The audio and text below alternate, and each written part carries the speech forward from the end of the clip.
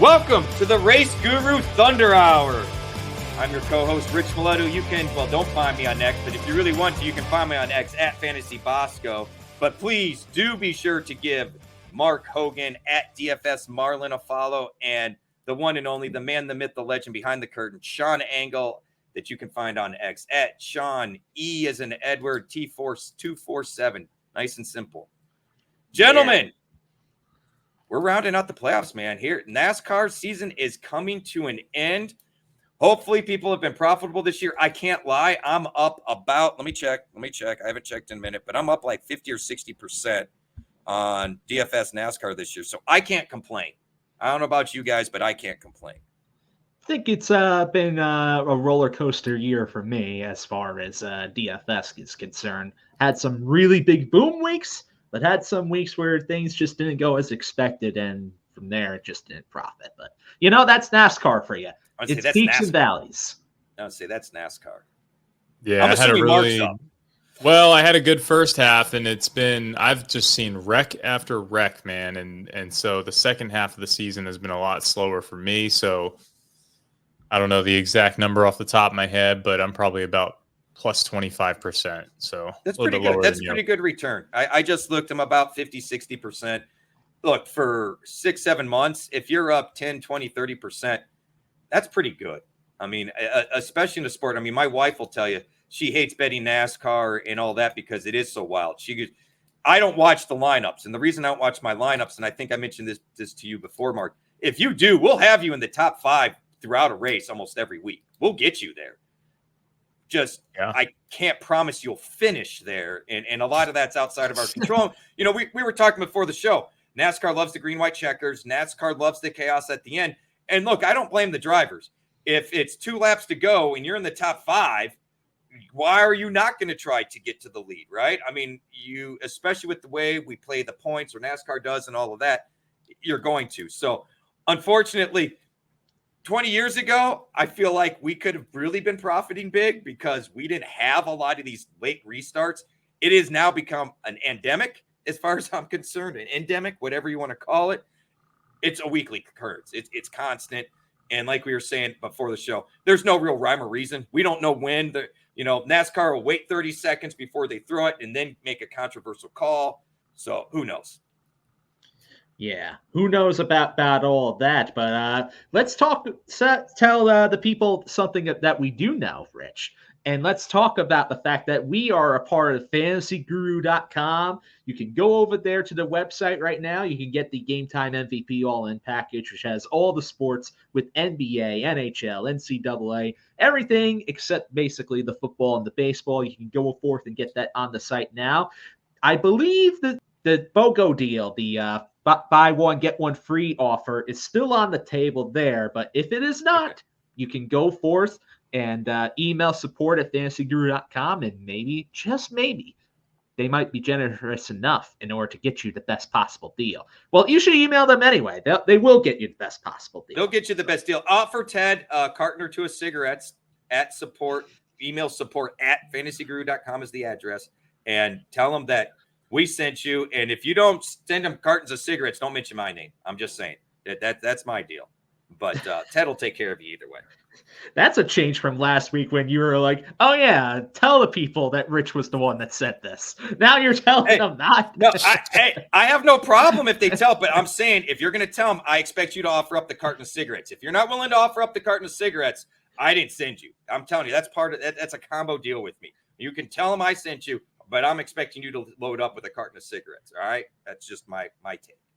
There you Jeff go. may not appreciate that, but I like the occasional heater, so I can appreciate it. Well, you can also always get the MVP Platinum or the All-In packages now, and it features content from all of us here, and that includes Mr. Marlin Mark Hogan himself right here. So exciting times as well for Fantasy Guru. Yes, sir. Anyway, now that we're going forth into here, before we get into the content for this week's race here at Las Vegas, we're going to be high rolling there later on in the show. Let's recap the past weekend's 2 races at the Charlotte Roval. So Truck Series, they were off this past weekend there, so it was another easier-ish weekend for Rich, who's our main Truck Series contributor there. But we got Xfinity Series racing. So it ended up being that Sam Mayer, he won at the Roval in overtime, beating AJ Allmendinger, Shane Van Gisbergen, Austin Hill, and Chandler Smith. Now, Parker Kligerman, he gave it the drive of his life, but he ultimately fell back to 6th. That was such a heartbreak for Kligerman, who was so close to getting that elusive first win. And especially with the fact that he's retiring full-time competition at the end of the year. Yeah, that was an unfortunate, especially because the light looked like it went off when he passed the finish line to go into the final lap. So, man, that was, I think the most challenging part about it is from the average viewer's standpoint. It looked like he crossed. It looked like he got there. And why did NASCAR wait so long to actually throw out the caution flag here on Honeyman driving into the wall? I don't know. I guess because it's a road course, they were trying to give him every attempt possible, but it was very clear he was not getting out of that thing. So yeah, I don't know. For them to throw it when they did just seemed way too late, excessive. They should have just let the race finish at that point, in my opinion. He went right through the barriers on the track. Clearly his car was undercover. It was under covers. 15 seconds this was on the broadcast, and they didn't even bother to call a caution until right before he got to the line. No. NASCAR, they wanted to manufacture drama and chaos with this, and this is a whole lot of bull crap here. Total bull crap. Sorry, I had to get that in there, but I got attitude about that one. I maintain, and I'll be the bad guy, people will hate on me for this. I miss Indy under caution. I don't like green, white checker restarts. I think all we do is tear up equipment. All we do is manufacture BS drama. From a betting DFS standpoint, I think it's terrible for us. The whole, we go 300, 400, 500 miles and let a whole story play out only to basically go, that was all for nothing. Rack them up. Let's go. Because it's exciting. Because it leads to crashes. Because it leads to chaos. Like I said the other week, Sean, then let's go to 520 lap races and call it a day.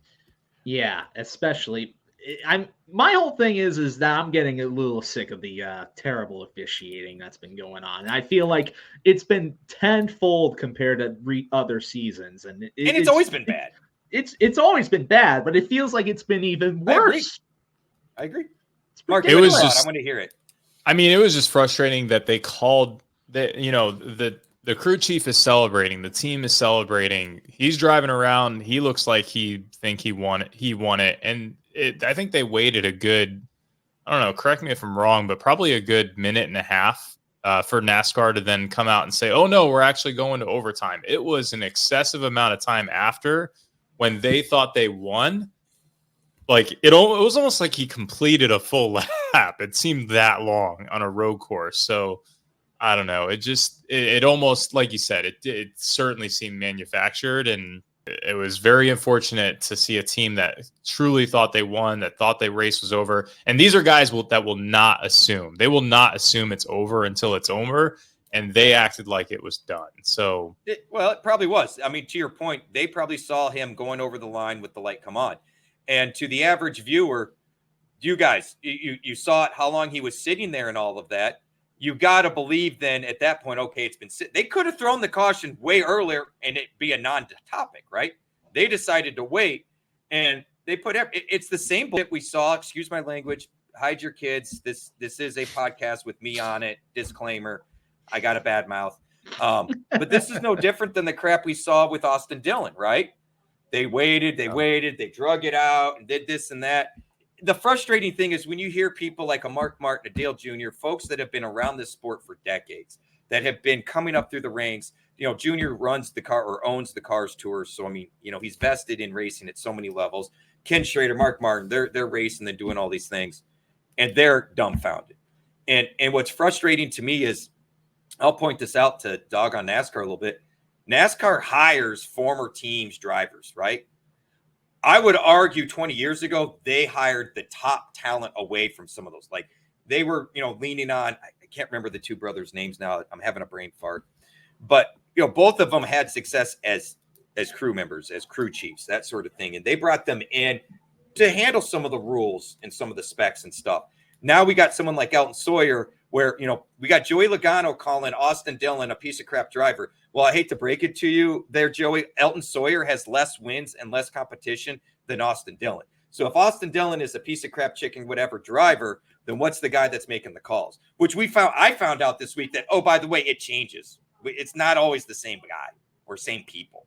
So Sean knows this. I don't know if you know this, Mark. My fandom for NASCAR and my connection to the sport has never been on a thinner thread in all my 46 years on this planet. It's unfortunate. It is. And yeah, but I'm at that point where it's not the sport I grew up to love. And now I'm seeing have it negative impacts on the local and regional levels. And I'm not digging it. I told my buddy the other day, I said, I'm about to turn into the biggest outlaw fan there is, an IndyCar fan, because at least I know with the open wheels, we're not going to see the people getting run over. They can't do it. So what I always grew up as respectable racing and watching, that NASCAR and stock car racing has basically gone away from. We still have that in other avenues of racing. And it's getting to the point where maybe I find myself with goggles on at the dirt track more. This is my last thing about the officiating call that I'm going to say here, but the whole thing is that I thought the call itself was correct. It's just the timing of it is what particularly bothers me, because Leland Honeyman, I don't know if you saw that there at the end of the broadcast there, Rich, or at any point, but he was clearly just under the covers inside the track itself. There's no way you're going to get out from that without help. I mean, I know NASCAR has the policy where they want to try to give the drivers a chance to drive it out, but there was clearly no driving out of that one. He was going to need the help. You needed to call the caution in there. And in that respect, NASCAR got the call right in the fact that it was something that had to be called. It was just the timing of it, really, waiting all the way until Clearman was just getting ready to cross the line there. They made it. They made it a topic. They made it a topic. And honestly, if we under caution, like I want to remind people, Dale Senior, when he won his only Daytona 500, was under caution. We don't have this discussion. It's not even a debate. And instead, we're talking about what a great finish and what a great race Parker Kligerman ran. That's what bothers me. Is we talk about it in football, Mark, right? The officials never want to be the topic. We don't want the officials to be the topic.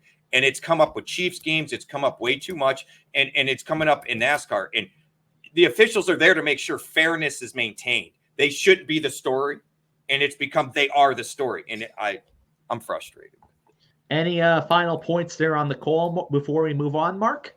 No, I think we've really summed it up. At the end of the day, it could have been a call that was made within 2 or 3 seconds of it happening, quite frankly. So just frustrating in that sense. And then for them to wait that long and then throw it as he's crossing the finish line, it just seemed very intentional. So, but it was a really strong race for Kligerman as far as that goes. I mean, the guy started 22nd and he still finished 6th, though.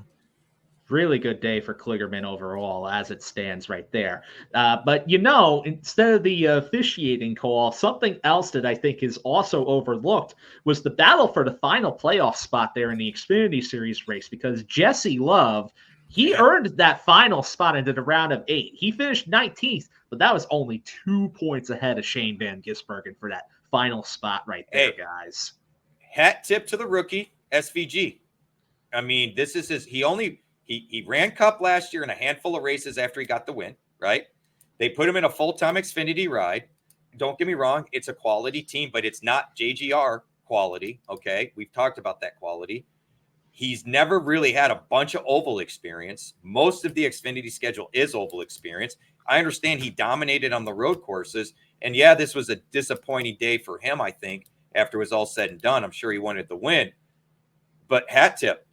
I mean, that's an impressive run for a guy that hasn't really been in a NASCAR stock car run in ovals. So I don't know what the odds are in SVG for Rookie of the Year in NASCAR, but honestly, I don't care if it's minus 300 for Cup next year. I would gladly place a $500 bet on it. Oh, okay. See, you mentioned about Cup next year, because if you mentioned about it for Xfinity this year, I was going to say Jesse Love is likely going to take that at this point. But oh yeah, for sure.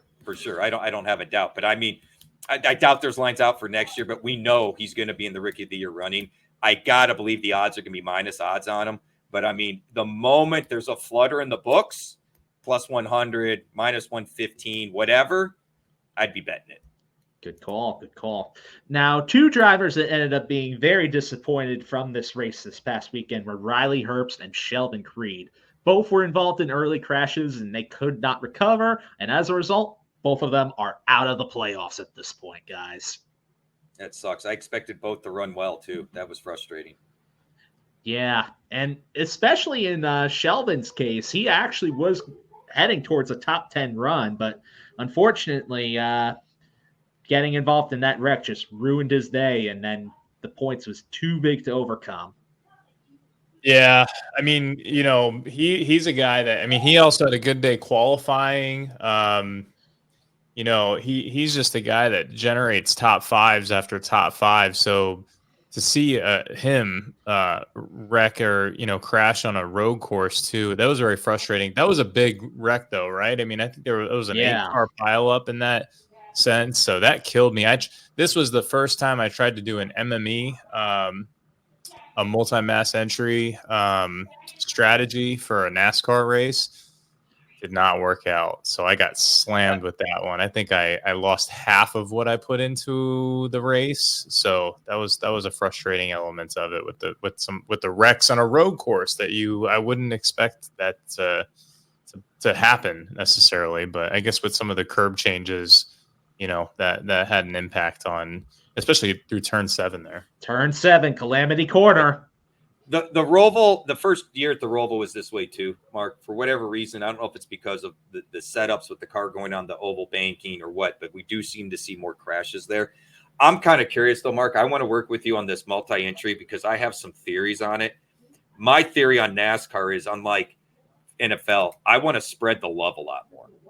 If I'm going to have a 60, 70, 80% share, if you will, of a person, I only want it on one person, right? And I'm thinking more like I really don't want to have more than a 50, 55, maybe 60% share on any one person and do it that way. But I'd love to talk to you off air, Mark, and kind of work with you on this and how you do it, because this is something that Sean and I have talked about. And I mentioned this to Jeff Mans and Jeff Ratcliffe at the Expo. I am really good at finding you 1, 2. I consistently hit on the top 2, 3 scores. What I don't hit on is the right mix. I'll hit the right top 2, 3 scores, but then I've got the wrong value plays. Meanwhile, in this other lineup, my value plays were awesome, but I did not have any of the top scores. And so I have not found the best way. The reason I'm up this year is because I took the advice of Mark and what you and I talked about, Sean, with 1, I'm not comfortable with the lineup all the time. 2, I'm chasing points, not finishes. I've always had a bad habit of chasing finishes. I think this guy's going to do well. Parker Kligerman's a great example. Yeah, he could. I guess he's not a great example because we already thought he could be a top 5 finisher. But starting so far back, it's really hard to miss on that. So if we're going to use somebody at 70%, I want to make sure it's chalk, because you can get away with having someone like, I remember who it was last week or the week before at 79% that didn't do well. Didn't matter since they were 79% owned. Like Allgaier or someone like that. Yeah, I think it was Allgaier. I think you're spot on, Mark. It took out basically everybody's main lineup, right? So at some point, Mark, I kind of want to work with you and test this a little bit, man. Well, I will say, because I've definitely experimented with MME in baseball and hockey, and I would say those are comparable sports as far as variance goes. And I think you would take it more to a further extreme than what you even referenced, where I'm not having anyone with more than 50% exposure in my build, and that's an 150 lineup build. So, I'm looking at like 45% or less on any one single driver. That's how I approach hockey. That's how I approach baseball. And I've had some big wins doing MME in both of those sports. I've only done it once in NASCAR, so, I don't have a whole lot of data to operate off of. But I would think, given the variance and the fact that any given driver cannot finish, it's probably very similar to that type of strategy.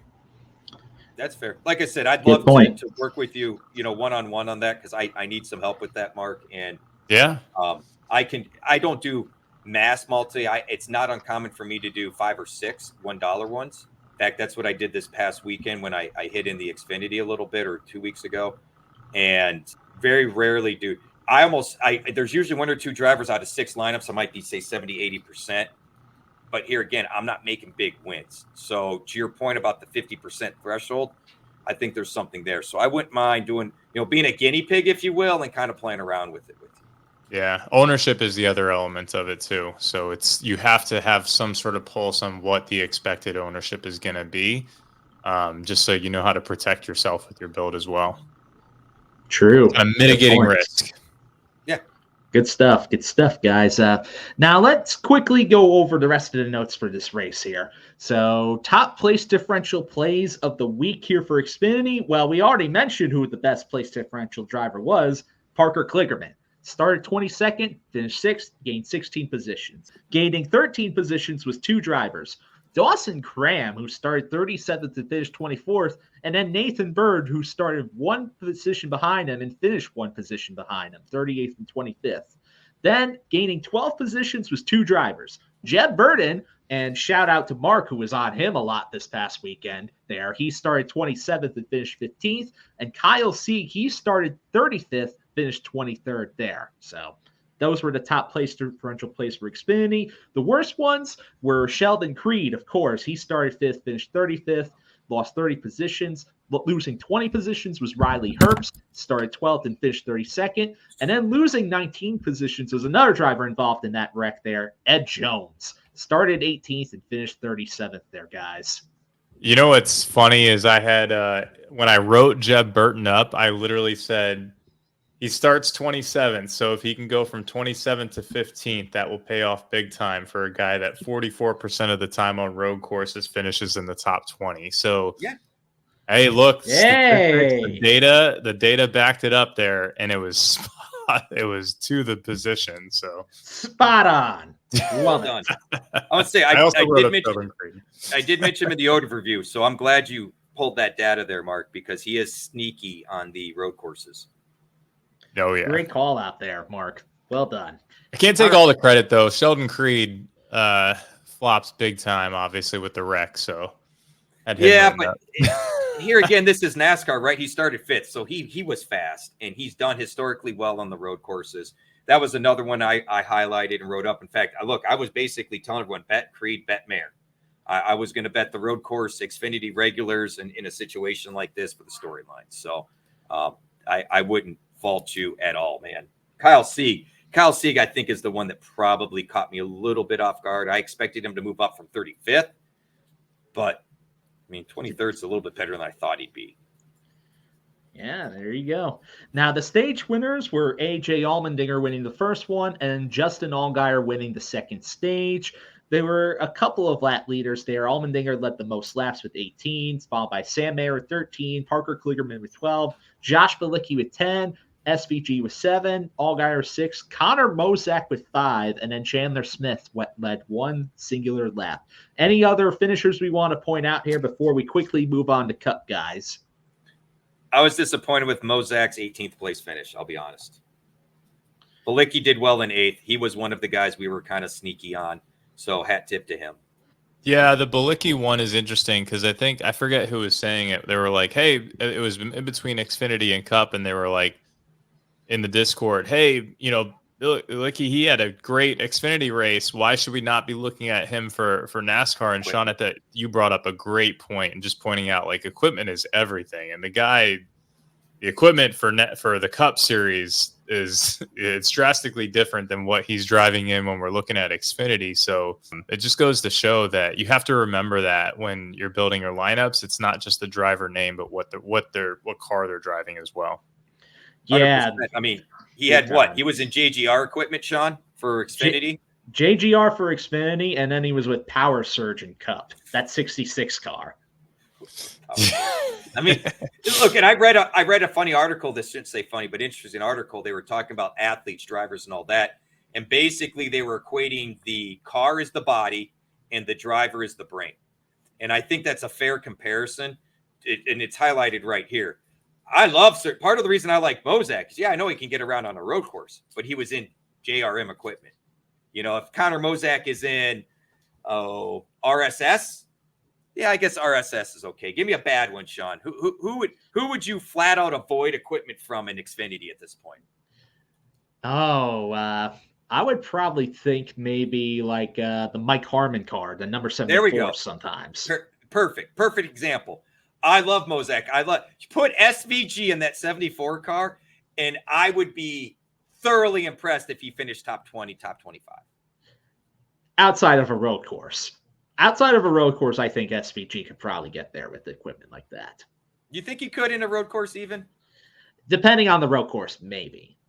We're talking about barely, though, for a guy that's expected to finish first, like every road courses. Right. We are talking about a guy finishing 20th that otherwise, if it's in like average equipment, we have him as a top 5 guy, right? So it's spot on. We have to. Sean and I talked about this way back when we first got together. Knowing the driver history is one thing. You also have to understand crew chief and car and manufacturer and team. Hendrick runs great at Martinsville, for example. So we need the satellite teams with Hendrick we have to kind of note from, right? Some of the other teams have really struggled there, and Hendrick isn't dominant everywhere. We see this all over. So time to move on from that. But equipment is as much of the battle as it is the driver. And I think I saw that question in there and I didn't get a chance to answer, but I laughed when I saw Sean's response because I was like, you're going from tier A to tier F. It's a big difference. Yes, exactly. And I'm just going to make it clear. If anybody asks me about that 66 car and it's not a road course or a super speedway, I am going to roast you for it because that is a silly question. There. And end of discussion. So Rocco agrees. Getting on to the Cup Series race, well, unlike the Xfinity Series race, this was a dominant performance by the one and only Kyle Larson. He stayed ahead of Christopher Bell, William Byron, Austin Cindric, and Chase Elliott for the win. Now, the big storyline there was the early damage that was causing a big setback for Tyler Reddick. And credit to his crew. They repaired enough of his damage in order for him to make a rally all the way from 26th to 11th to make the playoffs over Joey Logano is what I would have said if Alex Bowman didn't get tagged for not meeting minimum weight requirements at the end of post-race inspection. So now Alex Bowman is eliminated and Logano makes it to the round of 8 and Tyler Reddick is in the round of 8 as well. What a mess that was. I'm glad I avoided the whole race. I just had this bad juju feeling. Look, I'm a Kyle Larson guy. You guys know this. I never expected him to dominate that race the way he did. I got bored watching it. I was thoroughly impressed with the 5 car. I mean, the guy can't do anything on a super speedway. Look, I don't think he's wrong comparing himself to Verstappen. I don't. Verstappen. I don't. Yeah, Max Verstappen. Yeah. Max V, I'll call him because I don't like him anyway.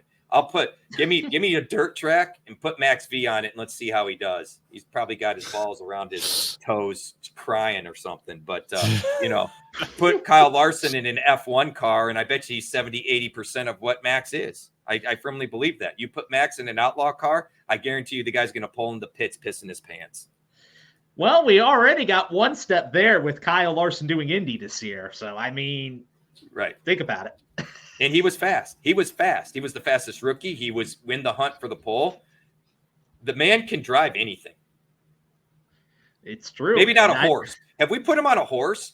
Maybe we should do that. We should reach out and be like, hey, can you ride a horse? Let's see you race. I mean, he's not much bigger than a jockey. I guess it's worth trying. I don't know. Those guys got to be small, man, right? You got to be like shorter than 5'5" or something like that. I don't know. I tell you what, I bet you Larson and Ty Gibbs are right around that mark. No. You know who would be perfect for it? Tyler Reddick. No, Reddick's in that. But Reddick, Gibbs, and Larson, they're all like, what, 5'5" to 5'6"? They are all fairly – yes. Really? Reddick is even shorter You guys continue than that. on. I will look it up. I will look it up for you because I'm telling you. So, yeah. Overall, Larson was dominant. Christopher Bell was the only driver that basically could stay in the same zip code as Kyle Larson there. He finished only like 1.2 seconds back, but everybody else was much farther back compared to those two. Byron had another solid run. Austin Cindric, he basically ran top 5 pretty much the whole race there. So credit to him for running a good race. And then Chase Elliott, he had a pretty good car for a good amount of the race overall too. And then basically in the long run, he rode his way back from outside of the top 10 to a top 5 finish there. So good stuff for Elliott. Going into the top place differential plays of the week there, we got a few interesting names. Probably the top name, and I guess Josh Berry must have heard me talk about him last week when I said I wasn't going to use him on road courses, because he was the best place differential play of the week there, gaining 14 positions, starting 36th and finishing 22nd there. Now, gaining 12 positions was Chris Buescher. He started 29th, finished 17th, matching his car number there. And then third on the top list, Christopher Bell, who started 12th and finished in the runner-up spot. Now, the worst place differential plays of the week, well, unfortunately, it was Alex Bowman, who started 17th and was credited with last after the disqualification. Other than that, say, for example, we don't count that, then the actual worst would have been Daniel Suarez, who lost 17 positions, starting 13th, finished 30th. He had issues with his car during the race. And then losing 16 spots was Ty Gibbs, who started 19th and finished 35th after he had yet another engine problem. Yeah, the ownership on some of these guys too. Well, I'll point out, I mean, look, we had 8 of the top 10 guys who started in the top 10. So I thought that was relatively noteworthy. And then I would say, and from a DFS perspective, the four highest point scorers were all within the 20% ownership range. So anywhere from 22 to 28% between Larson, Bell, Byron, and Elliott. And then Cindric, close fifth there. He was 15%. So theoretically, you probably could have built a lineup with those guys and then maybe completed it with like a Hocevar or something like that. Yeah, a Hocevar was a good call out there, Mark, because Hocevar ended up finishing 12th. So he had another strong run at the road courses there overall. So, and you got to also, you mentioned about Cindric there. His salary was actually, compared to the other 3 drivers you mentioned, way cheaper. He was in the 7K range. So big difference right there. Yeah, Cindric 7,500, Hocevar 6,100. Imagine starting your lineup with those two and just building out the rest at the top there. That's how you do it. Hey, Hocevar was in my core 4 last week, if I remember from the podcast there, Sean. You are correct about that, Rich. Credit where credit is due. So, some interesting notes on driver heights, by the way. I have now found 3 different heights for Tyler Reddick. 5'2", 5'5", and 5'9". I'm calling BS on 5'9". I know he's not 5'9". No, he's not. There's no way. 5'2". Danica supposedly is the shortest at 5'2". 5'2" seems short to me, but he's got to be around that 5'2", 5'5". Larson 5'6", Gibbs 5'7", Daniel Hemrick 5'5", Chris Buescher 5'6". Holy smokes! I told you, Mark. The big guys are they oddballs. Like the Michael Waltrips of the world are goof. It's not normal. In fact, if I had to guess, Sean, probably 80 to 90% of all NASCAR drivers are under 6 feet tall or 6 feet or less is my guess. Jeff Gordon was only like 5'7", I think. Yeah. Although I will say this, you mentioned about Michael Waltrip. You know which current driver is as tall as Michael Waltrip, right? Carson Hocevar. That's actually one, but that's not the one I was thinking of. Who? Mark Truex? Nope. I'm just going to say this for the sake of time, but it's Austin Cindric. Oh, wow. Sure. Yeah, he is a tall, lanky, goofy, good-looking guy. Because Chase Briscoe's a bit shorter than you think, and you notice it when they're next to each other. Yeah, there you go. I mean, Bubba Wallace is short. I'm telling you, Mark, how tall are you? You're what, 6'2", 6'1"? 6'1", yeah. Okay, I'm saying I'd be too tall for a NASCAR driver. No, we fit in the cars. They just got to put the seat back. But if you and I go to a race and we get hot passes and we go in the garage, you are going to be shocked at how tiny the drivers are and how massive the crew members are. Yeah. Oh, yeah. Well, they're all like former Division I football players, so linebackers particularly. Yeah. So, but I mean, even Chase Elliott's what, 5'8", I think, Sean, something like that. Somewhere within that range. Yeah. I'm telling you, the vast majority of them are right around 5'7", 5'8", and I don't know if it's because of go-kart racing or how you come up, but anyway, moving on. Brad K looks like a bigger guy. He is. He's probably pushing 6, I think. 5'10", 6. I'll look, but I think that's about what he is. So getting into the stage winners for this race, the aforementioned Tyler Reddick, he won the first stage of the race. Alex Bowman, he won the second stage. As far as lap leaders are concerned, there was only 6 drivers that led laps in the entire race. Kyle Larson by far led the most at 62. Shane Van Gisbergen led 21. AJ Allmendinger led 14. Basically, those were the 3 guys we expected to lead a lot of laps. Tyler Reddick led 6, Alex Bowman led 5, and Christopher Bell led 1 singular lap. So within the final finisher list, is there any other drivers we should call out here before we move on? Bubba Wallace for cutting corners. A guy like Alex Bowman. I mean, Tyler Reddick, the damage, he was super aggressive on turn 7, and then Alex Bowman too. Just the guy's flying around, throwing his car up in midair. So, did you see Suarez get airborne? I didn't see that part, but I noticed. That was a good one towards the end. Yeah. You could see all the way through the other side of the car. He got airborne enough that you could see the grass on the other side. Like he was up high enough where there was grass under the tire from on the other side of the track. That's a good one. I'll see if I can find the clip for you. And there's a great clip of Joey Logano behind Bowman when Bowman went airborne. Oh, yeah. Dust and everything flying. Yep. Yeah. That's why, honestly, Sean, you know how they took out those turtles because the drivers and the teams wanted them to in that corner? I think it was 7. Do you know where I'm talking about? Yeah. I think it was like 7, 8, and 9, something like that, right? Yeah. They said they wanted to go down from the bigger ones to the little ones. BS. I don't want NASCAR making judgment calls. F it. Put those out there, and if they damage the car, shame on them. You should drive the course better. They're trying to cut the corner to gain speed. So make it a penalty when you do. I don't care if the teams want it or not. I tell you what, if the teams came to us and said, hey, at Pocono, we want to flatten out the corner there in 2. Let's change the track so we can just kind of glide through there. Would you do it? No. So NASCAR gets a thumb down for me on that too. Oh, I was just saying, make it a challenge. Right? These are the best drivers in the world. So right. True. Moving on. True. So you did mention Bubba Wallace there. I did want to call him out there too for his 9th place run, a rare road course top 10 for Bubba. Hat tip. Hat tip right there. Brian Blaney finished in the 10th spot there. Pretty solid run for him.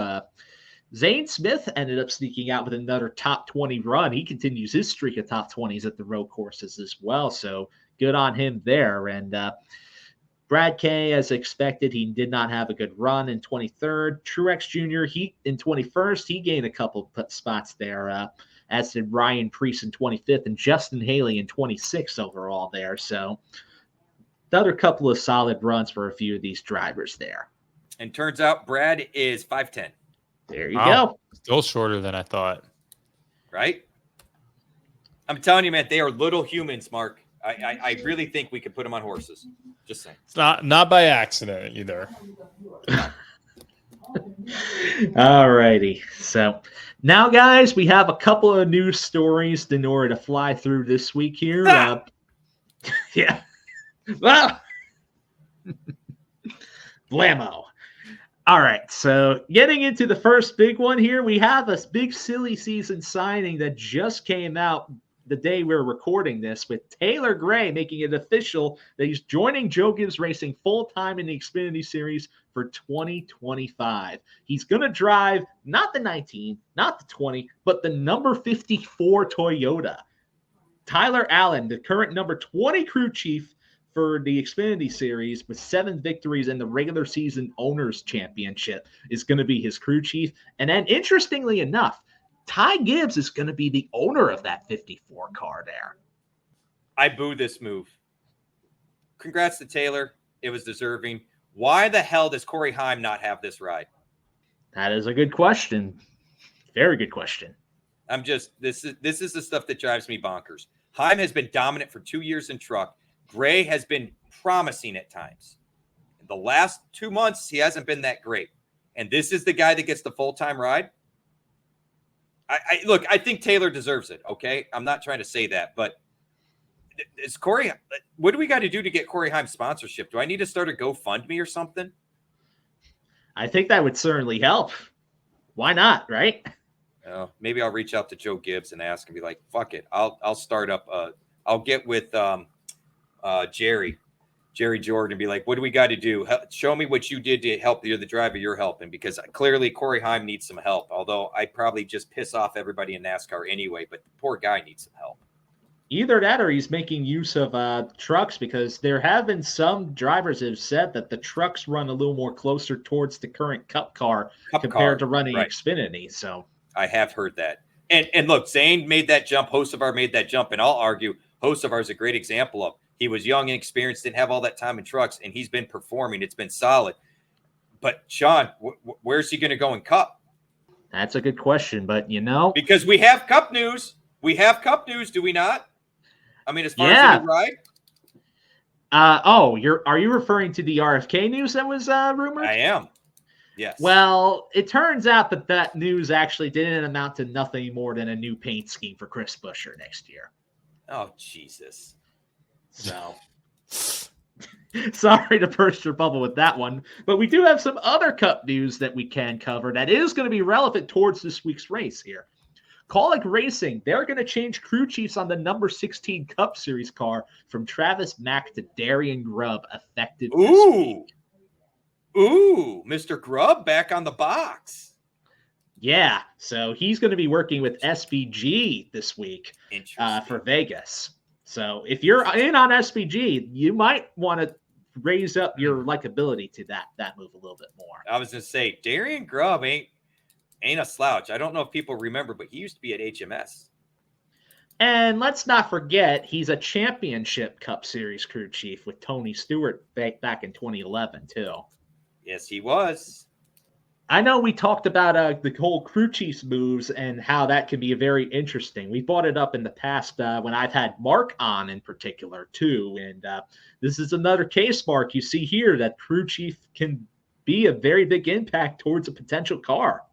It's news that, like you said, I mean, it can come up week to week too. This can change on any given DFS slate. So it's something you have to keep an eye on just to have some sort of pulse. One thing that I'll be digging into a little bit more this offseason, Mark, car chiefs and team engineers. They don't get talked about nearly as much, but when you look at the pit boxes at the race, you'll see 4 people up on that pit box. The crew chief and the team engineer are often up there too. Sometimes head of competition will be up there or things of that nature. But you will oftentimes, if you pay real close attention to the silly season news, you'll hear about some engineer that left Hendrick and went to Stewart-Haas, or left Stewart-Haas and went to Penske, or whatever the case may be. And then all of a sudden you'll notice, wow, man, this team is really looking better this year. And I can almost guarantee you can trace it back to 1 or 2 people that got poached from one team to another. And it's almost never talked about. In football, we talk about these moves all the time. I mean, the trade news that came through this week, my gosh, everybody's losing their marbles over. And you'll never hear anyone that's crew chiefs moving will get some scuttlebutt, right, Sean? But how often do we ever hear much people talk about when the engine builder leaves, or they don't really do the chassis anymore, but the chassis builder used to leave. Like I said, it's more the team engineer and the car chief at this point. Pay attention to some of these successful teams and where those guys go next year. Truly, that is something that isn't talked about enough. And you know what? That's something that I think before the next season begins, we should really do some digging around for that, especially because that could help us make some future bets for next year. Really make some really smart calls with that. Yeah, I agree. Even just to avoid maybe drivers with mechanical issues too. Like how I think we talked about it a couple times on this, but how can we avoid the guys that DNF due to, blown engines or whatever it might be, electrical issues, you name it, that are easily avoidable, that might happen in result of the race? I don't know. I mean, maybe there's some sort of correlation there. It's possible, but sometimes equipment just simply fails too. So you can't quite pinpoint that 100% all the time. I would say a bigger indicator, Mark, would be how drivers start a race versus how they finish. Like, I'll be the first to tell you, I'm not a big fan of Alan Gustafson because I feel like he has historically been poor, regardless of which driver he's been the crew chief of, has historically been poor about the car moving forward versus Robbie Reiser for Matt Kenseth years ago. He was really good at that. Car always got better throughout the race. And then what was interesting is you saw that whole team kind of flounder. When I say the team, not just the 17, but the teammates of the 17 there at Roush. Then Robbie Reiser got promoted to director of competition, and it was the whole ride, all tides rise thing. Hendrick, what was it, Sean, 3-4 years ago, really wasn't. They're back to being dominant again like they were 6-7 years ago, but we had that lull where they weren't. Well, one of the hires they made was they promoted Chad Knaus to head of competition. So now Chad Knaus, who had all that success as a crew chief, is now overseeing competition for all the teams. So some of that knowledge that he only shared with the 48 or did, because I heard from a chassis builder one time, he goes, look, Chad Knaus gets the exact same chassis that the rest of the Hendrick teams do. It's what Chad Knaus does differently with that chassis that makes that 48 so good. Now you've got that brainchild, if you will, at the top. He's not nearly spent as much time at the shop. He's got a wife, and I think he's got a kid now, or maybe not, but now he's got a family. He was always traveling. The joke in the garage was he basically, all he did was eat, sleep, and race. So it's little things like that. And we will have to dig. And honestly, Mark, it'll be kind of a fun exercise for us all. It's going to take, some of this stuff is going to be just because we've watched it for so long that we know some of these things. Some of it we'll have to do some digging. Oh, yeah. Yeah, and that's one of those things. But who else does a lot of digging? Short track racers when they're racing on short tracks. And we got one coming back in the Xfinity Series again at Martinsville because Bubba Pollard is going to be back, this time with Sam Hunt Racing at Martinsville. I don't know what to do with this one, man. I love me some Bubba, dude, but I know Heim made that car look good at times. And look, Sam Hunt Racing has had decent road course cars. Martinsville's about as close to that as we'll get on an oval. But, guys, what is your thoughts? I mean, can we trust the equipment at the short track coming up in 2 weeks, 3 weeks? I think it's possible, certainly, just because we know Bubba Pollard. You just give him the right equipment. He displayed that earlier this year at Richmond when he was riding with JRM. He took that and gave it a 6th-place finish. I can see that Sam Hunt Racing, they're the sort of car that I think is going to at least finish top 15 and compete for a top 10. So that's fair. With that in mind, I think we have to watch that. I wanted to see him back in a JRM car, man, or JG. Well, there's always next year. I mean, I'm pretty sure we can definitely think about the fact that with Junior now finding rides for Connor Zilich and Carson Quapple next year in JRM, maybe that rotating part-time JRM car might have a few more starts for Pollard, perhaps. That he doesn't need to be full-time. Don't get me wrong. I'm not looking for Pollard to be full-time. But, man, if we could see him in some more of these short-track races and in those top-quality cars, it's fun to bet on. It's fun to bet on and watch. That's the type of shit that will get me tuning back in again. I love driver crossovers coming from other series. I love that stuff. Give me drivers that just want to race. There you go. What do you think about this, Mark? Well, first of all, can we trust anyone in short track racing? I mean, in all actuality. So I don't have, outside of that, I mean, I don't have a whole, a strong opinion either way. So we'll see what happens. But at the end of the day, short track racing, anything can go, I feel like. So that's true. But I'll say this. Short track racers are good short track racers. We saw that with Majeski and the trucks. We saw that with Bubba Pollard. We've seen that with Carson Guapo. We've seen that with Lane Riggs. And part of that is they do know how to skillfully get around drivers without wrecking their equipment, how to get out of the way or block without wrecking their equipment, how to be fast, how to take care of the car. Because to get as good as Bubba Pollard is, and even Carson Guapo and stuff, they have had to really earn their way coming up through the ranks at some of these paved tracks. So I'll be the first to admit, Mark, I'd much rather bet on short track and short track drivers in histories than probably any of the other ones. I feel like once we get up to the bigger tracks, equipment is a bigger factor. Aero is a bigger factor. And the arrow is such a factor where a guy gets side you to make a pass can completely ruin your day. You don't really have that at short track. At short tracks, it's people driving over their wheels or over the nose of the car.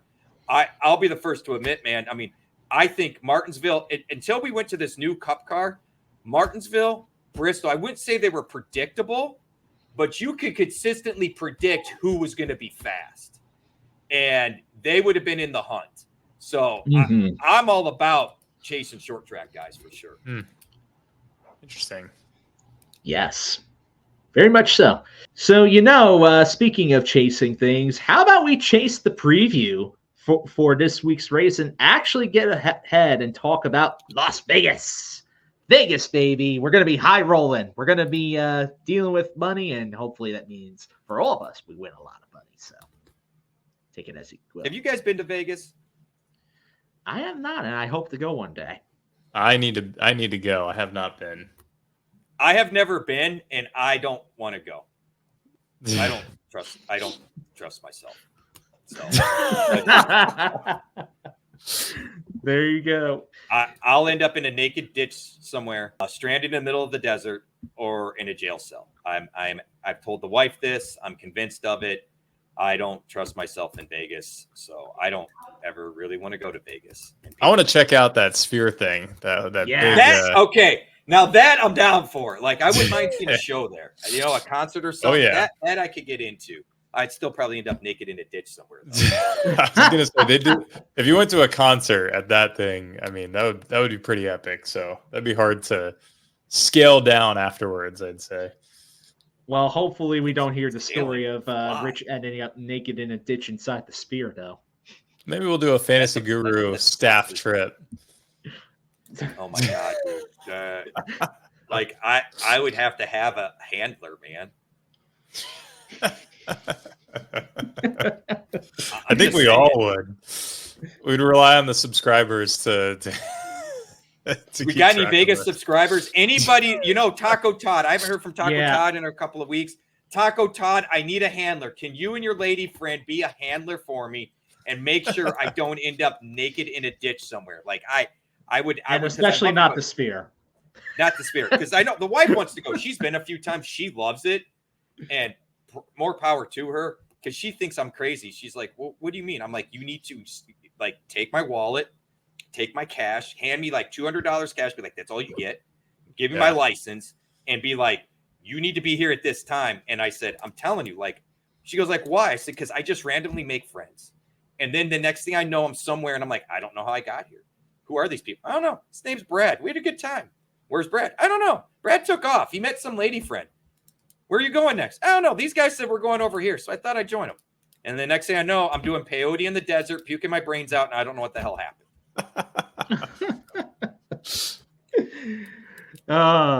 You know what?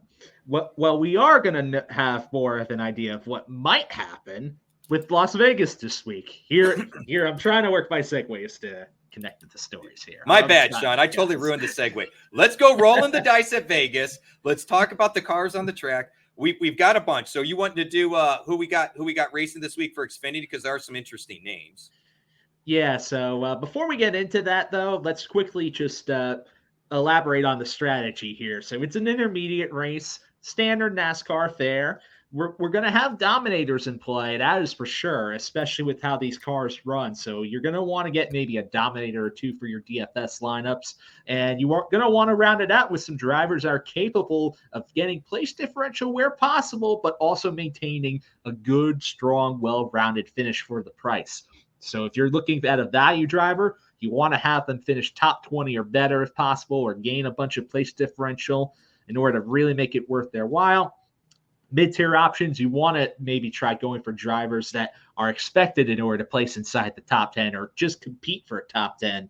Just get those place differential where possible. Have a nice balanced lineup. Do a couple of lineups variety there. You don't have to get too crazy with it. If you see any chalk opportunities from top drivers starting in the back, you definitely should take them. And then other than that, well, that's the strategy, pure and simple. I dig. Let's get into who's driving this week, man. Yeah, so Notable and part-time starters for all 3 series. Well, really, it should be 2 because the trucks are off this week. This is their last off week of the year. For the Xfinity Series, we have Myatt Snyder in the 07 for SS Greenlight Racing. Daniel Dye is back in the Kaulig number 10 this week. JJ Yaley is in the other SS Greenlight entry in the number 14. Dylan Lupton is in the 15 once again. Taylor Gray, doing a warm-up for his run next year with Joe Gibbs, is in the number 19 this week.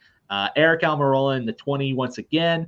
Corey Heim is back in the number 26 for Sam Hunt Racing. Akinori Ogata is in the number 35 there for Joey Gase Motorsports. Garrett Smithley is in the number 45 there for Alpha Prime Racing. He could be one to watch right there for a lower right value. There. Yeah. Joey Gase himself is in the number 53. Ryan Vargas is in that number 74 for Mike Harmon Racing. Kyle Weatherman is back in the number 91 for DGM Racing. And the other DGM entry, the number 92, will have Dawson Cram in it this week. Interesting. I'm kind of interested to see their practice times because Weatherman flashes at times, and Cram ran well this last week. True. We mentioned it. He was one of the top place differential earners of the past week at the Roval there. So could be something there if the practice times look good. And then in Cup, we got Cody Ware back in the 15, Shane Van Gisbergen in the 16 again. And oh boy, the golden boy, he's back in the Soccer Club's 84 car. Wish he would just go away. Yeah, so he's referring to Jimmy Johnson there. Rich Maletto's absolute favorite driver. You know what's sad? I really like Jimmy coming up. I have Jimmy Johnson diecast. I really respect everything he did, and I hated when people hated on him as he was like making history. But I'm at the point now, your team sucks. There's no need for you to be in the car. You're out of your element with this car. You haven't been good in a car in 5 years now at this point. I mean, you basically, your closest win, you lost because you ran over the leader at the Roval the first year we were there, giving Brian Blaney his Roval win. So as far as Jimmy Johnson, I liked you. I was a fan. And now I just want you to go away and be an owner. And I'm not sold, Jimmy Johnson. You're not behind the guy that was trying to get the information from Joe Gibbs out there into the other NASCAR teams. Maybe not. That's just more a gut shot, but that's where my call is. Well, we don't know about the full extent towards that story there. I'm not sure if Mark's heard about that story either. Did you hear about that, Mark? No, I did not. Mark's like, what? Mark's like, what the F are you talking about? Short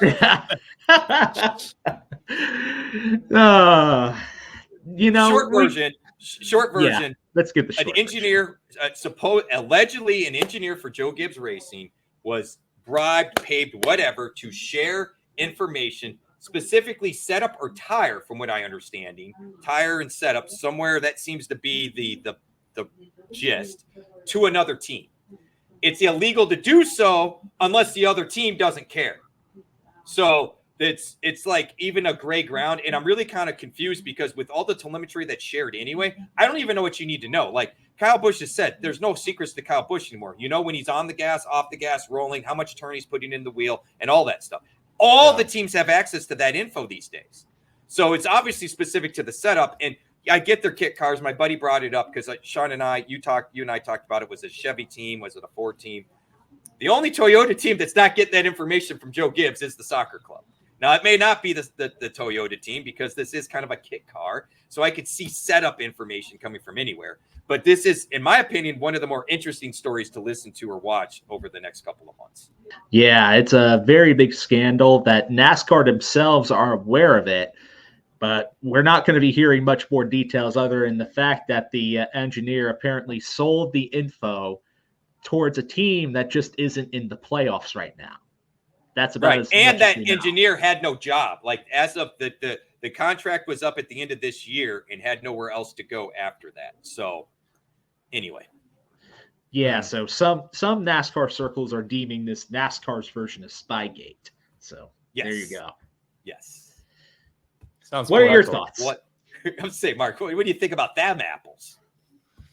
It just sounds very political to me. I mean, it sounds like you said, it sounds like it's probably not the first instance, but maybe one of the few instances that comes to light, and for probably all kinds of reasons that we won't ever know about. to your point, Mark, like non-competes, right? We all know that there's only so much gray area in the non-competes. And one of the topics where this has come up in NASCAR is say I'm Randy Dorton, the engine builder that everybody loves. And he's passed away now, and I trained you, Mark, right? And now you have all that. Now you got hired by Joe Gibbs away from Hendrick to go be their main engine builder. Are you going to forget everything that Randy Dorton taught you? Are you just going to pretend that never existed? Of course not. That is ingrained in your brain. Yeah. That is in your skill set, right? So how much of that is really stolen? Because Darian Grubb's, Sean, how many different teams has Darian Grubb been a crew chief for? I can think of 4 off the top of my head right now. Several, right? So, I mean, you're telling me he doesn't know some of the setups from this driver to that driver and so on? Like, there's a lot. Yeah. It's year to year, so there's a lot of secrets each year. Don't get me wrong. But here again, why we're chasing some of these guys we talked about in the offseason with the engineers and all that is because they are good and they take that information and that skill set elsewhere. And you can't can't take out of somebody's brain what they've already learned, right? So it's big scuttlebutt, to your point, Mark, because I'm sure some of this information is probably shared in other circles anyway. I mean, let's say we're all good friends and now we all go work for 3 different teams. We hang around on Friday nights or Thursday nights drinking beer at times. Are we not going to share with each other some of the things we know and see? I mean, some of it's crazy. I mean, they're human beings, so yeah. Exactly. So, but it's a big deal because this just doesn't happen. Sean, can you think of a time we've heard of something like this in NASCAR? Because back then, I mean, we've seen teams put fake parts on cars, cover up cars, and do all these things to hide the things they're doing. So it's kind of crazy to me to be like, yeah, I got bribed. I sent over all the CAD drawings and all the details on the front end alignments. Like, what? Yeah, it's crazy. I don't think there's anything that's ever come out like this, and this is up there with the Michael Waltrip rocket fuel stuff, in my opinion. And that led basically to the team no longer existing. Yeah, pretty much. You know what? I guess we were long overdue for a crazy story on this level there for NASCAR. We have to give a tip to the old school there. Let me ask you this. It's kind of convenient, though, how it's buried the whole NASCAR lawsuit thing. Yeah. Yeah, until something else comes out about it, and then it's brought back into the forefront. Agreed, but I'm just saying. More progress on the suit. Tinfoil hat. Boy, that major snowball of a story has kind of disappeared with the Alex Bowman and this JGR deal. It's just kind of interesting to me because NASCAR was looking like really bad through that first 2 weeks of it, and all of a sudden, nobody's talking about it. Just kind of interesting. Now, let's move on. Let's get into our drivers. Top price drive. Hey, if you want all our content, please go to fantasyguru.com. Click the subscribe button. There's all sorts of options. If you think the pricing is too tough or too much, reach out to us at support@fantasyguru.com. Talk nicely to Mr. Ted. Ask him for, gentle blessings, whatever it is.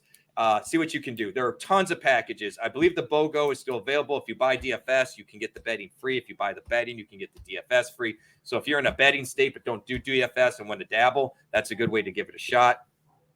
We have a couple of all-in packages. The all-in MVP that doesn't include the football, maybe only want seasonal football. But if you tell them what types of packages you want, they will combo something together for you that makes the most sense. So give us a shot. Go to fantasyguru.com. Click on the subscribe button. Check in. I mean, we've got the stuff on YouTube. We've got some free shows that are available too. I see people comment, they want the core fours, they want this, but they only listen on air or they only listen to the free stuff. Hey, it's worth signing up. Ask anybody who does and gets the content out there. So please give us a shot.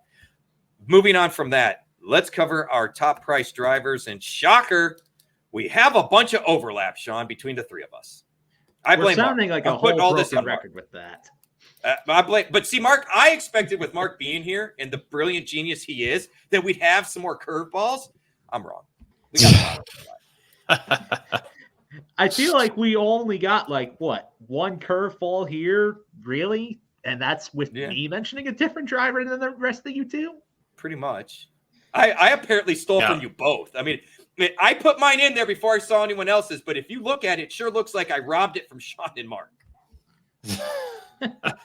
Let's name the drivers that we're all in on so far here. These are the drivers that we're all in on common. Of course, all three of us have Kyle Larson. That's definitely no shock there. They're on fire.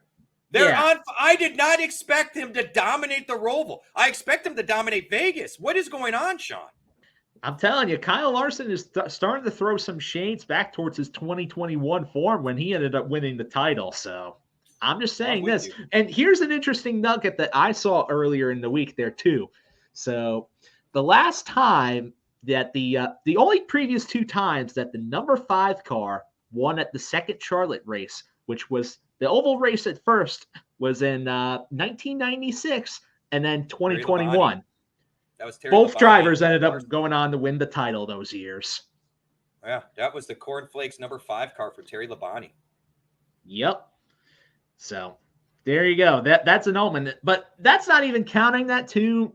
Vegas is a track that Larson, he's the driver to beat there. He's won there multiple times recently. He won there earlier in the year. He's led a lot of laps. He's finished top 5 in almost all the races in the next gen car outside of one crash. So I mean, look, unquestionable. Sean, this race and next week's race, both are progressively banked tracks. Progressively banked tracks are very much kind of catered or designed off of dirt tracks, right? And what do we know about Miami? If you want to be fast at Miami, you run that high line. The Reddicks, the Larsons do that really well. Vegas, you have a little more variance to it, but it's the same kind of feel and deal. I'm with you guys. I'm with you. So. And Sean or Mark, I want to so you and I overlap on your next driver, Mark, William Byron. Hit me with your thoughts on Byron, please. Yeah, I think for me, I'm just on Hendrick in general. So, if you look at William Byron, obviously he has a win from back in 2023. He's got 2 top 5s. We're looking at 13 starts and another 6 top 10s. So, 271 laps led, average. The only thing is his average start is 11th. His average finish is 15th. So he's got to have, this is probably a riskier play. It looks like I'd have to look into that a little bit more, but I would imagine he's got some. Yeah, he's only got 1 DNF in here. So I'm curious what happened with some of those other races. We'd have to look, but it definitely seems as of recent, he's done pretty well. Yeah, Sean. I do want to add to that with a lot of those earlier starts with Byron in particular, he did have a different crew chief at the time too. And he did not have the form that he's displaying now since the next gen car has happened. So I would not put me personally, because I like Byron this week as well. Even though I didn't put him in my list, I think that we can kind of expect another strong top 10 run out of him this week and maybe put a little bit more stake into his next gen starts compared to his past starts before that. Yeah, I mean, based off of everything that I'm seeing on my research so far, I feel like he might be one of the lower owned top tier plays that we can target. I hope so. Part of the reason I'm on Byron is things in NASCAR are cyclical. Byron was so dominant both this year and last year to start the year, and then they hit the lull. Unlike last year, though, we're seeing that lull start to peak. Like, I didn't expect Byron to look this good at the Roval. Part of the reason I'm in on Byron today for this upcoming weekend is because of how he looked at the Roval. I would have expected him to kind of flounder, if you will, at the Roval, and he didn't. So what that tells me is they've got the car working again. Whatever they were doing for that middle summer, if they were doing the whole Chad Canals, we're testing things and getting it figured out. I'm there. And one thing I look at, Mark, then this is just me. If I'm going to look at average start and finishes, I don't like to go back more than 2 or 3 years. And the reason for that is kind of what Sean said. Whether it's a tire change, whether it's a car change, whether it's a crew chief change, those things are such significant changes, I think have major impacts on the driver that take away from a driver's history. So if I have recent history at a track that's really bad, that's a red flag to me. You know what I mean? And I know we like bigger sample sizes, but that's just personally how I kind of like to look at it. And I also like to look at recent last few races. So for me, for Byron, I'm more on the speed's coming. We're crescendoing in the right direction. And honestly, this is a staple of Chad Canals and HMS. I'm with you, Mark. I'm kind of all in on HMS this weekend, actually for the next few weekends. Oh, yeah. Especially when we get towards Martinsville in 2 weeks' time. Oh, my God. That is going to be the track. I would say, you want to talk about dominance, Mark? Hendrick at Martinsville is kind of like peanut butter and jelly. Like, you might have a peanut butter and honey sandwich once in a while, but you're usually eating peanut butter and jelly. That Hendrick is going to be in the top 5 with probably 3 of their cars when we go to Martinsville. Next up on my list, I actually had Christopher Bell, and Rich, you kind of put him in your list too there overall. So You know, when I was looking at Christopher Bell, I was looking towards a lot of his recent finishes. He's been on an incredible streak of top 10 runs with only very, very few finishes outside the top 10. Yep. And this also includes Vegas earlier in the year, too. Well, actually, no, not earlier in the year. He's had some good Vegas finishes more recently, other than earlier in the year when he got involved in a crash. But he was fast, though. That's the thing. If you remember right, he was one of the fastest cars at Vegas when we went here in the spring.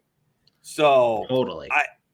Because Bell was on that tear along with Byron at Phoenix and Vegas, and I can't remember the other race. So that's, again, for me, I ride recency on NASCAR. I really do. Teams find stuff. Drivers get a feel, confidence. So I'm with you. He's crescendoing up just like I was saying with Byron. And he has the history at Vegas, even though, to your point, this last finish was not there. Yeah, and let's not forget, even this year, he was the winner of the Coke 600. So that's another intermediate track right there to mention. Track. Yep. But I think people are not talking about Christopher Bell enough in these playoffs. I think he's ultimately the biggest dark horse in order to win the title against Kyle Larson, pretty much. I will be shocked if the Final Four does not include Bell, Larson, and Byron at this point. It would. Now, we have 3 races where it can happen. But if you were to pin me in a corner, those would be the 3 of my 4 that I feel very confident will be there. And it's because of what you said. All 3 of them haven't been finishing outside the top 10, man. It's true. Now, the last driver on my list there, I'm surprised none of you guys were picking up on this, but Ryan Blaney, especially for the price point that he is at, he's a driver that I actually really like a lot this week. Now, you remember back towards the Vegas race earlier in the year, way back towards the beginning of the year. Sure, it was between Kyle Larson and Tyler Reddick, as those were the top 2 drivers, but you know who was right behind them? Ryan Blaney.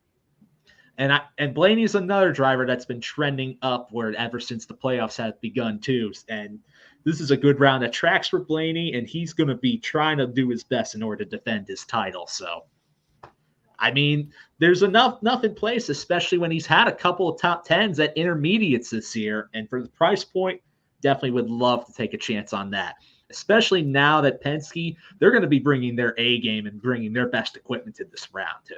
Oh, Mark's right there with you, Mark. Hit us with your Joey Logano thoughts, man. Yeah, I mean, I think I was saying before we even started the show that my thought process is I want to try and see if I can create a couple lineups where I'm almost targeting exclusively Hendrick and Team Penske.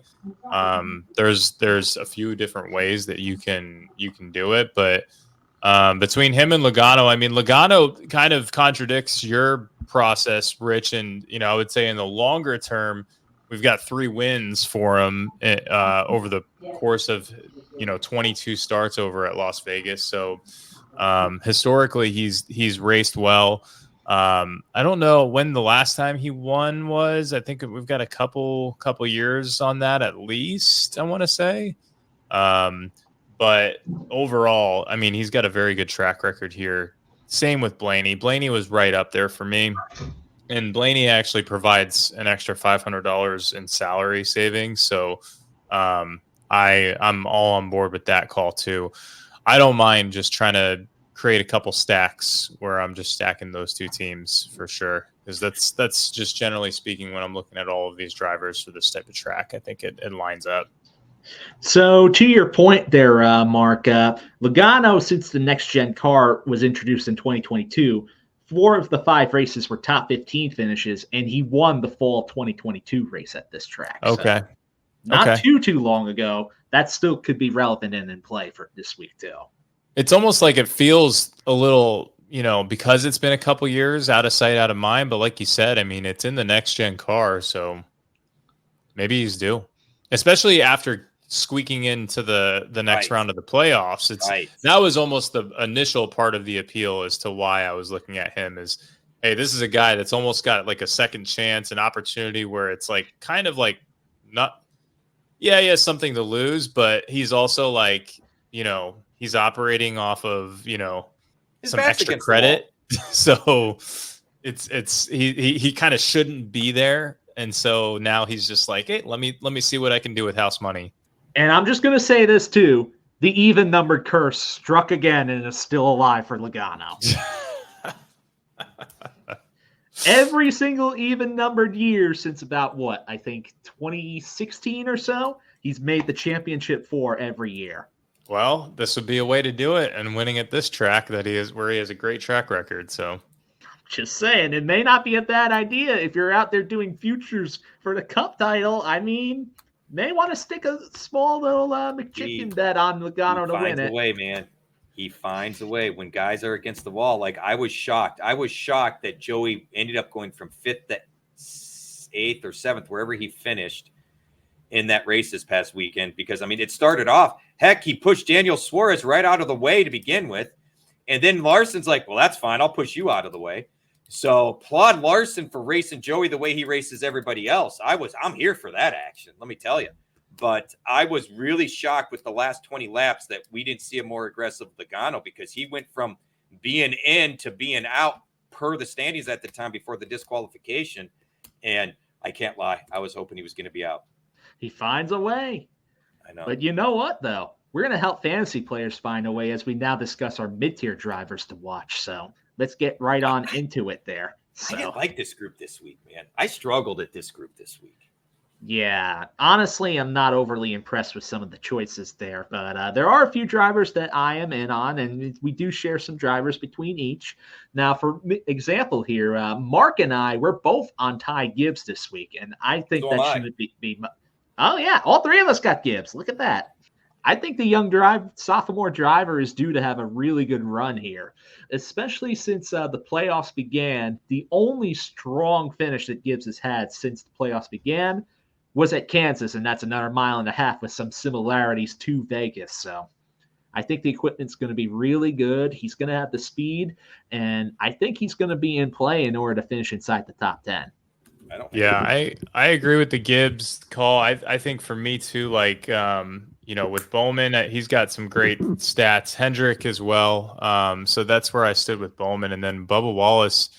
What's interesting about, I think, Gibbs and Wallace is they don't have good historical data on this track, but that's not everything. And, sometimes I think I see an analysis across the industry.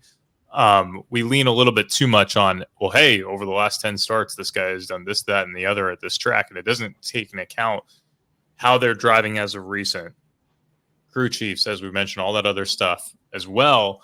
I think Bubba Wallace is driving better these days. That's ultimately why I'm on him. But I think also Bowman and Gibbs are guys that we can operate off of the recency bias, where they didn't do particularly well in this last race. And DFS players, regardless of the setup, they remember the guy that burned them the previous week. And so I'm almost just factoring in my approach on that front and saying, okay, who are the guys that people got burned on last week on a completely different track? Let me go after them, throw them in my lineup here, and I'm probably going to see a lot less ownership on them than they should have. And see, I was impressed with Wallace's run at the Roval. I didn't expect him to finish inside the top 10. Top 15, maybe. So, and given the fact that Reddick has been so good here, that's something else that I watch is teammates. If Denny Hamlin was so good at Pocono for the longest time and his teammates weren't, well, after the second win, all of a sudden his teammates got noticeably better. They start sharing some of that information. So, and you'll see it. You'll hear, like, Joey Logano struggled here. He took Ryan Blaney's setup. They threw it in his car to see what it would do. And it was a little too loose, so they tweaked on it. Or Ryan Blaney's struggling, so they took Logano's setup. So between the recent history with Wallace, how he's been running lately, the fact that how good Reddick has been here, I think Wallace is, especially at his price point, I think he's sneaky. I don't mind the Wallace call as well this week. 2311, they're usually pretty good at this track overall. They're usually good on the intermediates, so I don't see why not. Even though he just missed the cut on my list, I instead have Daniel Suarez, and that's a little bit more. Some people might find that a little surprising, so I'm just going to say this. But Suarez is a driver in the last couple of Vegas races. In the next-gen car, he's regularly finished around the top 15 and gotten close to top 10s at times. And for the price point being one of the cheapest drivers in that mid-tier range, I think that's something we can definitely make use of, especially if he qualifies mid-pack. So there you go. I'm down. I dig it. The last guy that we haven't talked about, for me anyway, is Kyle Busch. I'm betting the storyline. It's his home track. It's a lot of pride for him to run well here. He doesn't always run well. It's not like him and his brother have been the most dominant, but at times they have. They had stretches where they were. I still say, look, if the team hasn't dumped every resource they have into this race, I will be shocked. He has speed here historically. He knows what it takes to be fast here. Everybody wants him to get that win to keep the streak alive. I will go so far as to say this. If Kyle Busch does not win this weekend, he is not winning this year. I think that's pretty plausible because really between this race and Homestead, I think those are his best 2 chances left for the year. I agree. Overall, those are our mid-tier drivers to watch. Let's quickly go over our sleepers and value plays here. And we do have some overlap as well. So let's just talk about it right here. All 3 of us, we like Carson Hocevar a lot. That should not be a surprise. He's been running very well ever since the playoffs began. I like Rich that young man, dude. He's fun. He's a fun personality, and he's performing above expectations too. I'm pretty sure he's going to lock up Rookie of the Year at this point too. I think so. Oh yeah, for sure. Rich and I were both on Justin Haley there. We like the equipment with Spire Motorsports. Haley's had some favorable runs at Las Vegas in the past while driving for Kaulig Racing equipment wise. So, and especially the price is just highway robbery there on DraftKings there, $5,900. Absolutely crazy. And then my last driver that I'm going to mention there on my list, Ryan Preece.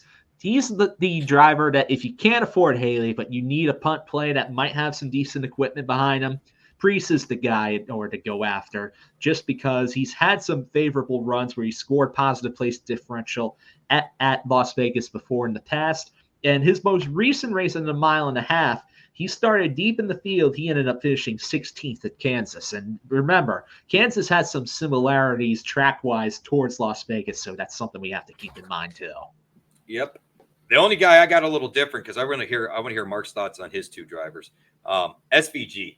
I know it's a part-time race, but look, he's gearing up to run full-time. I know it's not with necessarily this team. He's impressed me in the Xfinity Series on these ovals. At this price point, all you need is a top 20 finish, top 17. He's capable of a top 15 finish. He doesn't tear up the equipment. He stays out of trouble. It is a boring pick, and all I'm hoping for is he qualifies mid-20s, and I'm more than happy using him. If I were to make a bet, though, I think he's going to qualify in the 30s because this is a Cup car and not an Xfinity car. That's fair, but I mean, Kaulig has had some speed at times. So if he does qualify in the 30s, I love it even more, Sean. Because all I need him to do if he qualifies in the 30s is just finish the race and stay out of trouble, right? Like, we don't need that car to have a whole pile of speed if he qualifies 30th or back. What we need is him to stay on the lead lap or 1 lap down, right? And finish the race. Well, I think there's a pretty good chance that that's going to happen. The 2 closest comparable tracks that SVG has ran in the Cup Series in that Kaulig car was at Charlotte for the Coca-Cola 600, where he started 36th, and then Darlington, where he started 34th. Where did he finish those races? So Charlotte for the 600, he gained place differential and finished 28th, and then that was Charlotte. Darlington, he started 34th and finished 26th. Well, that's actually pretty impressive. He did that at Darlington. Like, I'm kind of impressed with that, to be honest with you. That's not an easy track. I mean, Coke 600 isn't either. I'm sure he's not used to a race that long.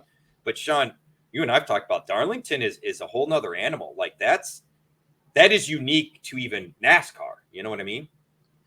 Oh yeah, for sure. And just even though he failed to finish on the lead lap in both races, he at least kept the car running. And that's in my opinion. If he qualifies in the 20s, I'm not as interested. But if he's in the 30s, I'm definitely interested. I'm in. The price point in the 5, 6 place, 8 place differential is huge. So interesting. Mark, hit us with. I really want to hear your thoughts on Cindric and Burt here, man. So lay it on us. Yeah, I got Cindric, Hocevar, and Burton.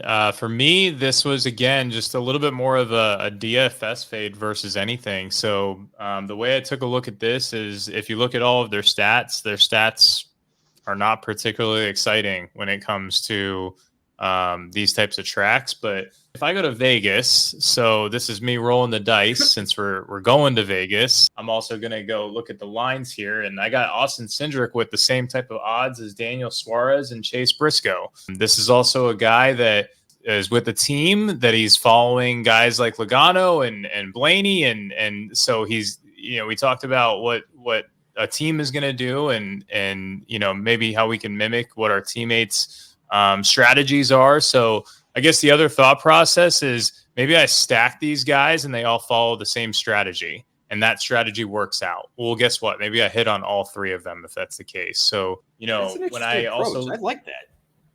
It's almost like stacking in football, right? Where if we find that game that's going to blow up and go way over the total, there's a chance that my quarterback and two wide receivers are all going to hit. So the thought process is stacking those with some of the top tier guys that I'm interested in. And then again, I went Harrison Burton just because he's $200 off of Haley. I feel like Haley, you guys talked about him. I think he is a good pick for this weekend.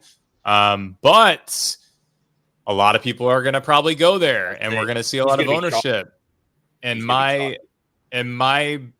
strategy, I've said it on here and I've said it on here multiple times, is try to eat the chalk on the higher end in NASCAR and go contrarian on the low end. So maybe I'll take a driver $200 off who, is a big swing or miss, but maybe he hits a Hail Mary and, lands a very high finish.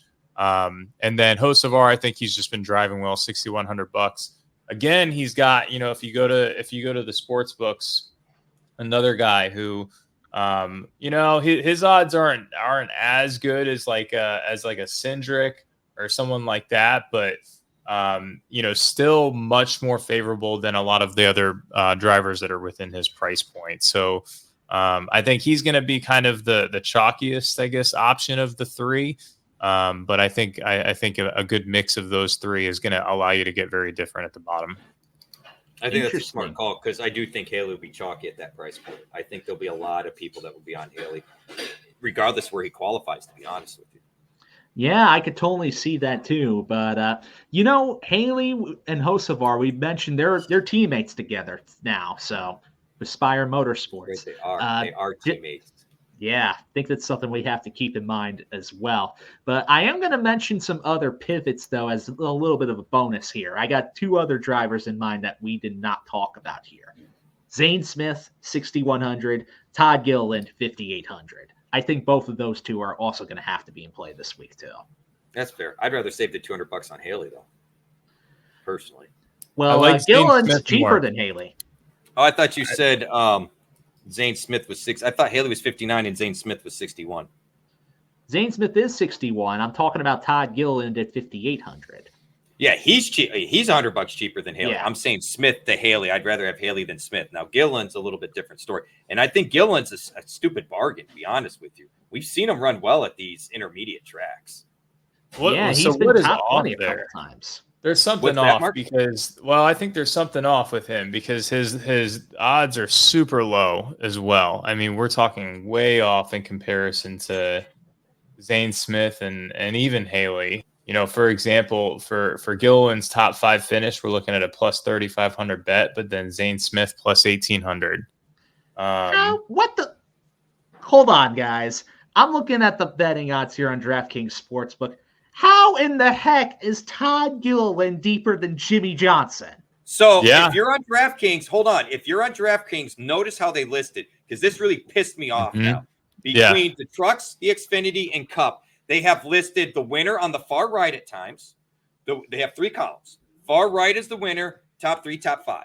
Then they had the far left as the winner, top 3, top 5. This week on my app, the winner is in the stupid middle, and top 3 is on the right, and top 5 is on the left. So when I was going through, I almost was like laughing at Larson being minus something for a win. I'm like, how in the hell do you have any of these guys as a minus odds to win? This doesn't make sense. And then I looked, I'm like, wait, he's plus 300 for top 3. Something's not right. They've got them listed goofy. They've got them listed in order of top 5 finish odds, and the odds to win are all over the place. I don't know what DraftKings has done over the last month, but they have really hit a nerve with me on how they're listing these bets.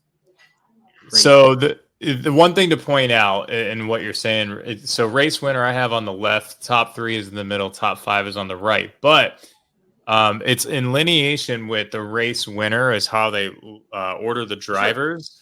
But top 5, keep in mind a top 5 bet doesn't always line up perfectly with your race winner bets. And those are always interesting lines to point out, or discrepancies, because, why in some of these cases are, why is a guy, he has worse race winner odds, but better top 5 odds when we haven't even seen qualifying yet? How do they come up with that? And I think it's just solely because that's where the money is going. See mine right there? Race winners in the middle. So they have everything in linear order on that far, I guess, left column, and it's top 5. Yeah, interesting. Wow. Crazy. Just I know the sentence I exclaimed not too long ago about why is Todd Gilliland deeper than Jimmy Johnson would sound like blasphemy about 10 years ago, but here we are now. No, not at all. I wouldn't bet Jimmy Johnson if you told me I could get an extra pecker out of it. Like, there's just no way. But he does not deserve to be in that car. It's very odd, though, because they're giving him better odds to win the race, but significantly worse odds to finish in the top 5.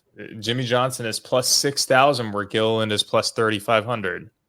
So they're just saying basically Jimmy Johnson has a better chance at the Hail Mary than Gilliland, but Gilliland is much, has a significantly more likelihood to place the race up there. Right.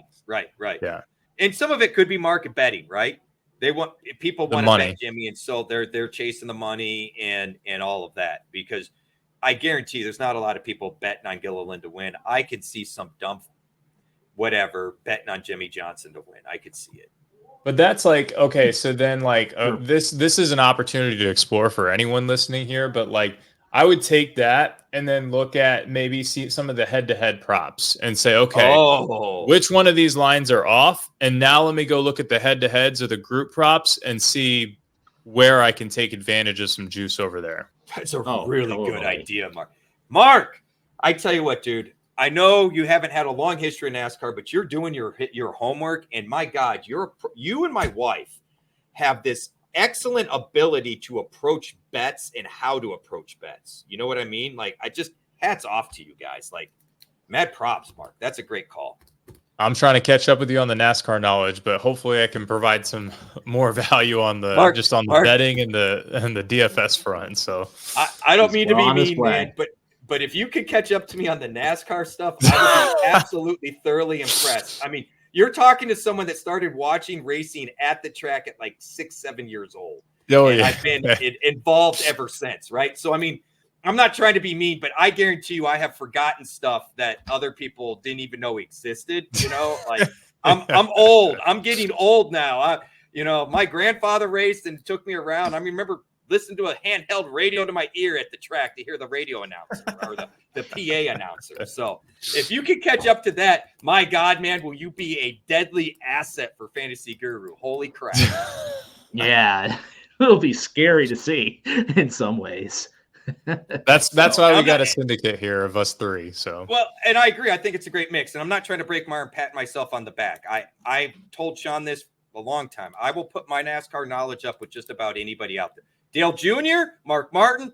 All right, I can't lie. They're gonna probably own my ass, but for the most part, I can hang. So, but I'm newer on the betting stuff, and I forget these angles, and I've stayed away from the head-to-heads. And quite frankly, Mark, you have had some amazing calls and suggestions where I'm like, holy crap, this is such a good way to make money, and I didn't think of it. So hat tip to you. I'll be more than happy to share the NASCAR knowledge, man. We can put some bets together. And Sean's forgotten stuff that I've forgot. I mean, Sean has been involved with this sport. His dad, we need to have his dad on. I've thought about that the other day. I'm like, we need to get his dad on. His dad and Sean, they were on the Sirius Radio years ago when the first time they did a betting fantasy show. So there's a lot of NASCAR knowledge in here and a lot of betting knowledge. And I'll be the first to admit the betting knowledge is secondary, at least for me. But we've drugged this out. My bad, Sean. Let's hit our core 4 bets. We got a ton of overlap, so let me hit the overlap. Sean's on Larson, plus 300, decent odds. Sean, it's a little too low for me to want to chase it, but I got to tell you, I do think he's the easy on favorite. We're all on Bell and Byron.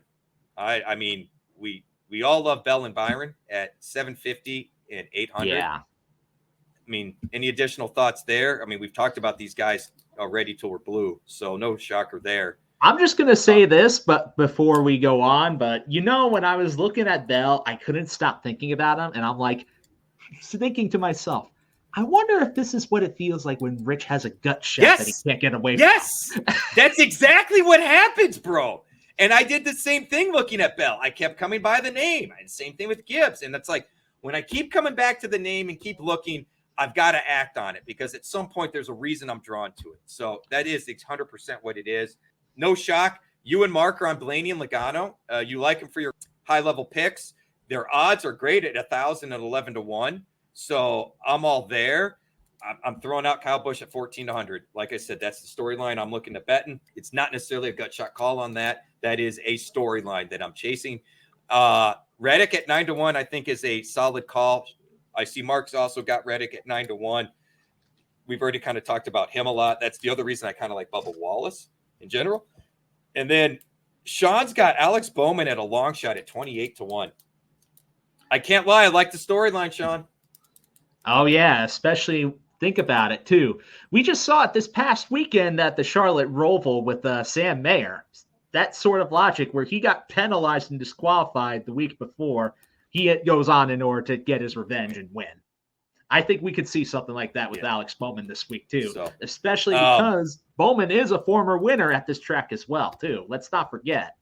Mark has pushed this. You've touched on this. I've touched on this. We're all kind of on Hendrick, and Bowman is still a Hendrick driver. My angle is I'm betting on more of the other Hendrick drivers because they have more on the line for the playoff win. So my gut feeling is the management at HMS is like, all right, the goal here is to advance our 3 competitors. And so I feel like that's where the focus will be. But like Bowman could be trying some. The guy's kind of racing for a job. Oh, yeah. And you know what, though? I don't think it's totally far-fetched when you consider how many drivers that aren't in the playoffs that have won playoff races this year. All but what, crazy. 2 so far? Hasn't it been all but 2 races so far in the playoffs have been won by non-playoff drivers? Yeah, Joey Logano's Atlanta win, and then just this past weekend with Larson. Right. All the other ones have been non-playoff winners. So I don't disagree. All right, let's get into our core 4 DFS. Oh, I just want to add, I have a group bet just to point out for Bowman. Group D winner on DraftKings. We got Bowman, Bubba Wallace, Brad Kay, and Chris Buescher. I'll take Bowman plus 230. Okay. Realistically, I think between that group, I would either take shots on Bowman or Wallace there. No, Brad Kay and Buescher, I'm not on this week. Agreed. Yep. I'm with you both. So, hey, Mark, do me a favor when we're done with the show. Post that in Discord. Yeah. That'd be awesome. I'll put my own money on it first, and then I'll post it on Discord. See? There you go. Right there. Mark highlighted something, and I don't think people recognize this because I've tried to point this out. I can appreciate transparency. I can appreciate honesty. We don't need to be told when we get stuff wrong. We see it in our bank account. We put it out there. We don't dance and go, aha, we didn't get anything wrong. I understand we kind of celebrate the wins. We celebrate the wins because wins are harder to come by. If we were batting 90%, I wouldn't celebrate the wins. I'd point out the 10% losses. But it's not that way, and that's not how gambling is. So, we put our money in there first.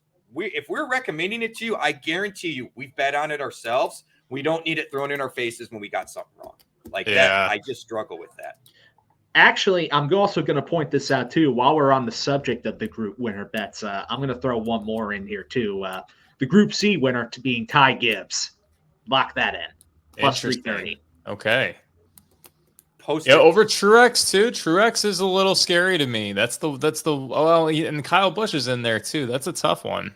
No, I'm liking Gibbs a lot for basically the speed that he's offering, and then Truex, he's just been all over the place as far as his recent finishes. He's been stepping on his own dick. So is Kyle Busch, for that matter. I mean, they both have. So I like the odds there with Gibbs.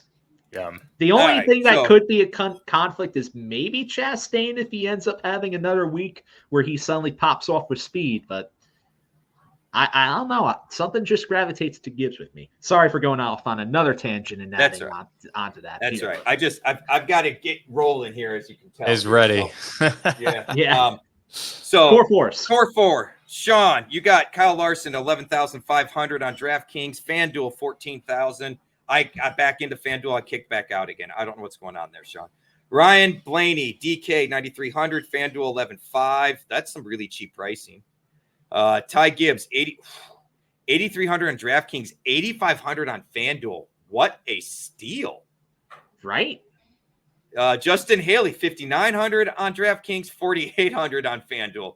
Man, I could build around Haley and Gibbs all day long at that pricing on FanDuel. My core 4. William Byron, Kyle Busch, Justin Haley, Kyle Larson. I could maybe come off Kyle Busch. His pricing just seems right to me, so that's why I'm there with him.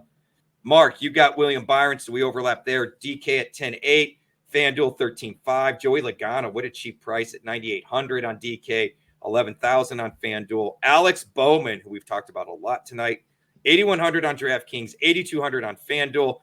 And your boy, Austin Cindric, Mr. 6 foot tall, 7,000 on DK, 7,000 on FanDuel. That's a really sharp price on FanDuel. That's cheap. Yeah. I love all these picks, guys. I can't deny it. If anything, the guy I don't like the most or least or whatever would be Kyle Busch. And like I said, I'm chasing the storyline. I'll probably bet the 1,400 before I put him in a lineup. It kind of depends where he qualifies. I'll definitely be chasing some place differential this weekend. Oh, yeah. The way I built my core 4 too, if you haven't noticed, is just I paired both of my drivers. So I have 2 pairs from 2 teams. I think that's not a bad approach. Not a bad approach at all. Not at all. I like it. Not at all. Like I said, Mark, I really appreciate your approach to DFS and betting. Like it has, I'm being dead serious. My wins this year, I owe them to you, in my opinion. I changed how I've been playing due to the conversation we had at the Expo, due to prior conversations we've had, seen some of your other stuff. Sean is always delivered on the data that I seem to forget about. Like he calls out some of this data. I'm like, holy crap, I missed that. And so I've always liked to use that. But what I've always been missing is how to approach the builds. I'm being dead serious. I've changed how I've played this year because of both of you guys, and it's shown up in my bank account. So thank you. Awesome work. Good to hear. Thank you as well. Appreciate all the knowledge you bring to the table. So I think we got a good team going here. The wife says I'm a walking piece of useless information. So if you guys can find a way to take the useless information and turn it into money, holy crap, will we be onto something? I'm just saying. Dad says that. Well, you say it too. My dad does say that, but she repeats it. So, although she has turned it into money, I can't lie. She has turned it into money.